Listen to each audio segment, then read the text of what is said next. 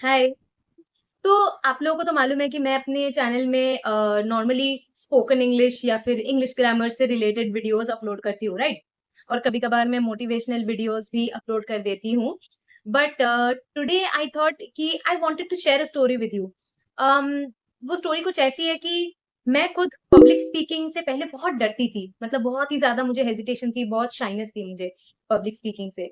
आई thought कि मैंने कैसे पब्लिक स्पीकिंग की जो ये शाइनेस है, ये जो हेजिटेशन है, ये जो झिझक है, इसको मैंने कैसे ओवरकम किया। In my opinion there are a lot of people जो शायद एस्पायरिंग डिबेटर्स हैं, जो आगे चलकर ओरेटर्स बनना चाहते हैं, जो मे बी आगे जाके पब्लिक रिलेशंस में अपना करियर देख रहे हैं या सोशल मीडिया पे जो है अपना प्रेजेंस रखना चाह रहे हैं अच्छी तरीके से, मतलब अपना करियर सोशल मीडिया के थ्रू बनाना चाहते हैं। तो वो लोग बस एक स्टेप दूर है, क्योंकि देखिए टैलेंट तो है उनमें।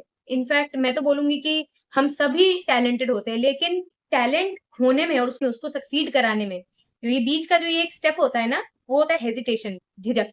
और क्योंकि जब आप पब्लिक स्पीकिंग करते हैं तो उसमें आपको एक ऑडियंस के सामने बोलना होता है। तो उस टाइम पे जो झिझक या हेजिटेशन होती है वो बहुत ज़्यादा हो जाती है। तो I thought I should share my story with you all. So let's start with the story first. तो the story dates back to a time जब मैं स्कूल में थी। तो एक बारी क्या हुआ, अभी क्या है ना कि स्कूल में मैं एकेडमिकली मैं हमेशा ही ब्राइट थी, क्योंकि मेरा बेंड ऑफ माइंड एकेडमिक्स में बहुत ज्यादा था। तो इसलिए नंबर्स मुझे अच्छे खासे मिल जाते थे। और इंग्लिश लैंग्वेज की तरफ जो मेरा अट्रैक्शन है वो थोड़ा ज्यादा था। दैट वाज बिकॉज मेरे घर पे मम्मी पापा भी बहुत मतलब इंग्लिश लैंग्वेज एंड ग्रामर को लेके बहुत मतलब डिस्कशन चलती रहती थी। तो एक माहौल था हमारे घर में, और शायद इसी वजह से मैंने इस चीज को अट्रैक्ट किया। और मुझे भी इंग्लिश में बहुत ज़्यादा इंटरेस्ट आ गया। तो अभी क्या होता था ना कि जब हम स्कूल में होते हैं, तो तब कभी-कभार वो ओरल टेस्ट नहीं होते कि पूरे क्लास के सामने खड़े होके आपको कोई स्पीच, कोई डिबेट या फिर कुछ आपको बोलना होता है और फिर उसके बेसिस पे मार्क्स मिलते हैं। तो हमारे भी स्कूल में ऑब्वियसली वही चीज़ होती थी। लेकिन वो सब होता था कि 30 या 40 स्टूडेंट्स के सामने और हमारी टीचर होती थी। तो इसमें मुझे ज़्यादा कोई शाइनेस वगैरह नहीं लगती थी, और क्योंकि मार्क्स का भी एक मैटर था, तो हाँ, चलो ठीक है, उसमें तो करना ही पड़ेगा। एक बार ये क्या हुआ, मुझे सिलेक्ट किया गया जो इंटर हाउस डिबेट कॉम्पिटिशन है, उसमें मुझे सिलेक्ट किया गया। और उसमें जो है मतलब टीम्स थी, ऐसे मान लो 4-5 टीम्स थी, और हर एक टीम में 2 मेंबर थे, तो 2 टीम मेंबर का एक टीम था। मेरे साथ मेरी ही एक क्लासमेट थी। अभी क्या हुआ कि हमें जो टॉपिक दिया गया था डिबेट के लिए, अच्छे से उस पे रिसर्च की हमने। मैंने अपने इनपुट्स डाले, जितनी भी मतलब मेरी क्रिएटिव थॉट्स जितने भी थे, सब कुछ मैंने उस पेपर पे लिख डाला मैंने। बेसिकली मैंने कोई पॉइंट नहीं छोड़ा उस डिबेट की, जो भी हम बोलने वाले थे उस डिबेट में। तो उसमें मैंने कोई पॉइंट नहीं छोड़ा कि हम अच्छे से परफॉर्म करें। तो वो जो प्लानिंग एंड स्टफ था वो मैंने किया, ठीक है? रिसर्च हम दोनों ने किया है, वो प्लानिंग मैंने किया कि अच्छा इसके बाद ये बुलेट पॉइंट्स वगैरह। उसके बाद अचानक क्या हुआ, जब ऐसे स्टेज पे जब जा रहे हैं ना, तब मैंने ऐसे ऐसे मैंने मुड़कर देखा कि उस हॉल में ना, मतलब वो है ना हॉल, मतलब भरी हुई थी ऑडियंस से। उसमें स्टूडेंट्स थे, डिफरेंट डिफरेंट क्लासेस के, डिफरेंट सेक्शंस के, पेरेंट्स थे सबके ऑलमोस्ट, और टीचर्स भी थी।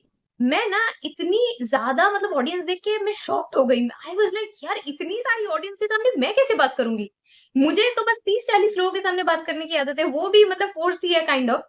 तो यहाँ पे मैं कैसे बात कर लूँगी? ये चीज़ पता नहीं मेरे अंदर इतनी हेजिटेशन आ गई, मैं इतना डर गई, मतलब लिटरली मेरे हाथ ऐसे काँपने लगे कि यार लिख तो लिया है, मैं ये कैसे बोलूँ लोगों के सामने?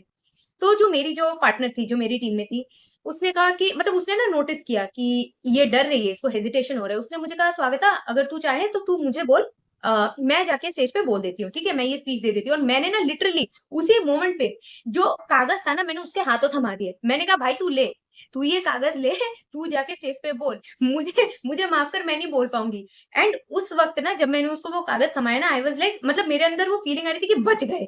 ये बच गए वाली फीलिंग मेरे अंदर आई। एंड फिर उसने जाके स्टेज पे बड़े कॉन्फिडेंटली सारे पॉइंट्स रख दिए उसने। और पता है क्या हुआ, उसके बाद हम फर्स्ट भी हो गए। लेकिन उस पॉइंट पे मुझे रियलाइज हुआ, मतलब वो मेरा एक बहुत बड़ा रियलाइजेशन मोमेंट था। मैंने देखा कि जब हमारी टीम जीती, तब सबने आकर, जो मेरी पार्टनर थी, उसको इतना अप्रिशिएट किया, इतना उसको बोला कि तुमने बहुत अच्छा परफॉर्म किया है, इतना अच्छा बोला तुमने, इतने अच्छे इनपुट्स थे, इतने अच्छे पॉइंट्स थे तुम्हारे, इतने मतलब तुमने अच्छे से रिसर्च किया है, you deserve to be the first. तो उस टाइम पे मैंने ये रियलाइज किया कि यार मतलब रिसर्च हम दोनों ने की थी और वो मैंने चॉक आउट किया था, क्या पूरा प्लान चॉक आउट किया कि कब क्या बोलना है, लेकिन उस सब का क्रेडिट उसको मिल गया। मतलब ऐसे मैं ये नहीं बोल रही हूँ कि उसने क्रेडिट छीन लिया, क्योंकि उसकी भी इसमें इक्वल कंट्रीब्यूशन थी, लेकिन मुझे ये रियलाइज हुआ कि क्योंकि उसने बोल दिया स्टेज पे वो सब जाके, सब उसको रिकॉग्नाइज कर रहे हैं, सब उसको पहचान रहे हैं, लेकिन मुझे कोई नहीं पहचान रहा है, जबकि हार्डवर्क मेरी भी थी। और उस मोमेंट पे मैंने ये रियलाइज किया कि यार अगर मैं अपने शाइनेस को दूर रखकर, अपने शाइनेस को हटाकर अगर मैं कॉन्फिडेंस के साथ स्टेज पे चली जाती और यही सब चीजें जो मैंने उस पेज पे लिखा था अगर मैं बोल देती, तो शायद आज उस क्रेडिट की या फिर वो जो अप्रिसिएशन है उसका थोड़ा सा पार्ट मुझे भी मिल जाता। फर्स्ट आए हैं, मतलब आप सोच रहे हो कि फर्स्ट आए, लेकिन फर्स्ट आने की खुशी नहीं हो रही है मुझे, मुझे बुरा लग रहा है कि यार ये मेरे हाथ में था लेकिन मैंने लूज कर दिया।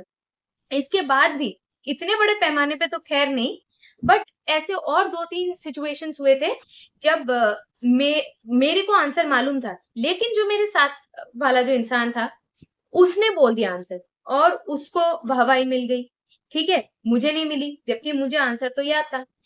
तो उसके बाद मैंने ये रियलाइज किया कि जब तक आपके अंदर शाइनेस होगी, जब तक आप अपने शाइनेस के शेल से बाहर नहीं निकल पाओगे ना, तब तक आप अप्रिशिएटेड नहीं हो पाओगे। आपको अपने शाइनेस को किसी ना किसी तरीके से हटा देना है, बस कॉन्फिडेंटली आगे बढ़ जाना है।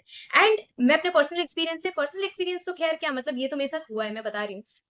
मैंने उसके बाद जो शाइनेस को छोड़ दिया, जो मेरे अंदर मैंने कॉन्फिडेंस इंस्टिल किया, मैं आपको बताऊं फास्ट फॉरवर्ड आज के टाइम पे मैंने डिबेट से लेके स्पीच से लेके पब्लिक स्पीकिंग में ऐसा कोई स्फीयर नहीं है जहां मैंने पार्टिसिपेट नहीं किया।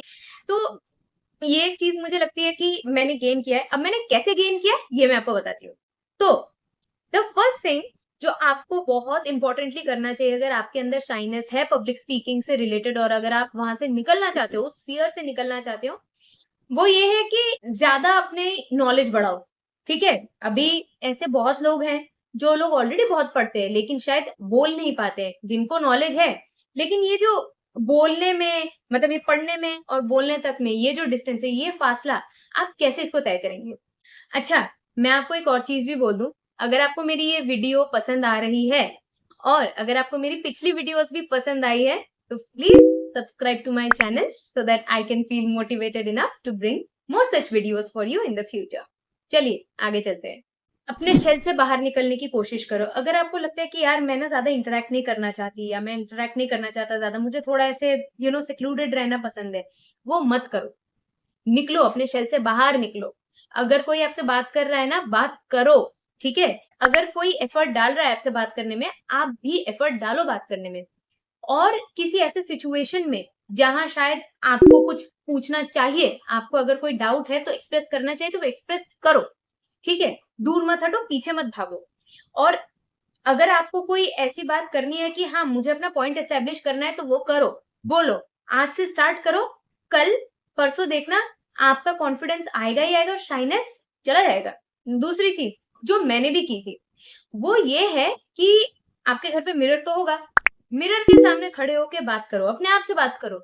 क्योंकि उस वक्त आप जो आपका जो रिफ्लेक्शन है उसको आप रिफ्लेक्शन मत समझो, उसको आप समझो कि वो एक दूसरा इंडिविजुअल है। तो आप एक दूसरे इंडिविजुअल से बात कर रहे हैं, तो जब आप ऐसे दूसरे इंडिविजुअल को सामने रख के बात करेंगे तो ऑब्वियसली शाइनेस तो चली जाएगी ना, क्योंकि आपको पता है कि मैं किसी और से बात कर रहा हूँ, मैं खुद से नहीं बात कर रहा हूँ। तो ये एक तरीका है जो मैंने बहुत अपनाया था। जब मेरे साथ वो इंसिडेंट हुआ उसके बाद मैंने ना जाने कितने बार मिरर के सामने जाके प्रैक्टिस किया है, and trust me it is very effective. एक और इम्पोर्टेंट चीज वो ये है कि आपने देखा होगा टीवी पे जो सेलिब्रिटीज आते हैं, जरूरी नहीं है कि सिर्फ फिल्म इंडस्ट्री से ही रिलेटेड हो, वो स्पोर्ट्स से भी रिलेटेड हो सकते हैं, पॉलिटिक्स से भी रिलेटेड हो सकते हैं। कभी देखना वो लोग जब बात करते हैं ना तो एकदम मतलब ऐसे एक ऑरा बन जाती है उनके आसपास, और वो इतने कॉन्फिडेंटली बात करते हैं। कभी प्रेस से बात कर रहे हैं, कभी ऐसे ही एड्रेस कर रहे हैं किसी को भी। तो वो लोग कैसे कर लेते हैं ये चीज, वो भी तो हमारी तरह ही इंसान है ना। उन्होंने अपने शाइनेस को पीछे रखा है। ऐसा नहीं है कि वो सब बॉर्न कॉन्फिडेंट हुए थे, शायद उनमें से भी बहुत लोगों को पहले पहले जो एक इनिशियल शाइनेस है वो थी, लेकिन उनके आगे जो उनका जो ड्रीम है ना कि मुझे सक्सेस पाना है, मुझे सक्सीड करना है, वो इतना ज्यादा उनमें प्रीडोमिनेंट था कि उन्होंने अपने शाइनेस को पीछे रख दिया और अपने कॉन्फिडेंस को आगे लेकर आए। तो आप अपने कौन से फेस को दुनिया के सामने दिखाएंगे, क्या आप अपने शाइनेस को दिखाना चाहते हैं या क्या आप अपने कॉन्फिडेंस को दिखाना चाहते हैं? तो ऑब्वियसली आंसर तो आपको मालूम ही है, आपको अपना कॉन्फिडेंस आगे दिखाना है ना? शाइनेस को पीछे रखना है। तो दोस्तों, आई होप आपको ये वीडियो बहुत अच्छी लगी हो और अगर आपको कोई और ऐसे मोटिवेशनल वीडियोस चाहिए तो प्लीज कमेंट सेक्शन में आप लिख दो कि हमें इस टॉपिक पे मोटिवेशनल वीडियोस चाहिए। Consider me as your friend, क्योंकि ऐसे ही इंटरेक्शन से ना जितनी भी कंफ्यूजन होती है, जितनी भी प्रॉब्लम्स होती है, वो सब सॉल्व हो जाती है। मैं तो ऐसे ही मानती हूँ। तो मेरे अगले वीडियो का इंतजार करिए and till then have a great time, see you soon.